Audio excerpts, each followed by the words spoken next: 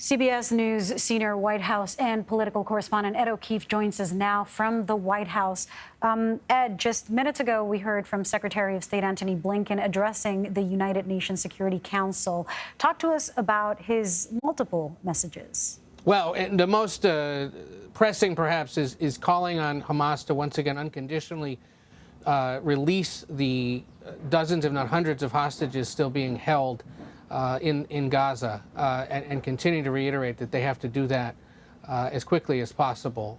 And then once again, of course, expressing support for Israel, but warning about the consequences for civilian casualties or harm to them should there be some kind of a conflict here in the coming days. The UN Security Council meeting today in what is a gathering mostly of foreign ministers or secretaries like the Secretary of State to sort of review where things are right now, but not much else new or urgent necessarily coming out of these meetings, mostly just a meeting of the minds. Blinken wasn't expected to be there until they realized that there were a handful of foreign secretaries coming from around the world for these meetings. So today in Israel, French President Emmanuel Macron proposed to widen the U.S.-led anti-Islamic State coalition that's fighting in Iraq and Syria to include Hamas in Gaza. Is this even a viable option?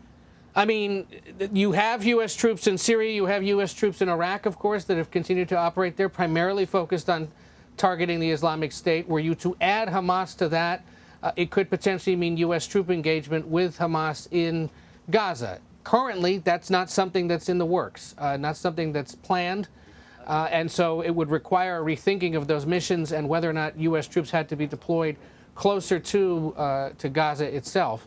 So we'll wait and see through a series of engagements later today whether the White House comments publicly on the French president's proposal. But it's certainly one possibility and seems also designed to perhaps buoy Israel with whatever it may do, but also suggests that this, and it's a reminder, frankly, to people, that this could be a long-term military campaign. Certainly. And on other allies, President Biden will welcome Australia's Prime Minister to the White House later today. How important is it for the U.S. to wrangle in other nations like Australia in support of Israel? Well, obviously important, but really what this meeting speaks to, Lilia, is the Biden administration's expressed desire to refocus U.S. foreign policy in recent years much more in the direction of Asia and the Indo-Pacific.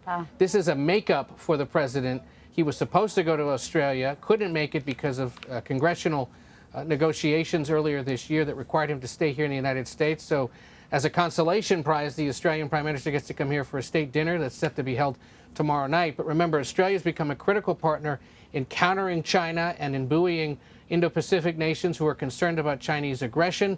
They're also a major intelligence partner. But yes, ultimately, the United States is going to want Australia to be publicly expressing support for and perhaps providing other aid to Israel in its response to these attacks. Yeah, evidence of that. The fantastic Scott Pelley story with the 5 eyes is a stark reminder of just how relevant, how important it is to keep focusing on China. Ed O'Keefe, thank you so much.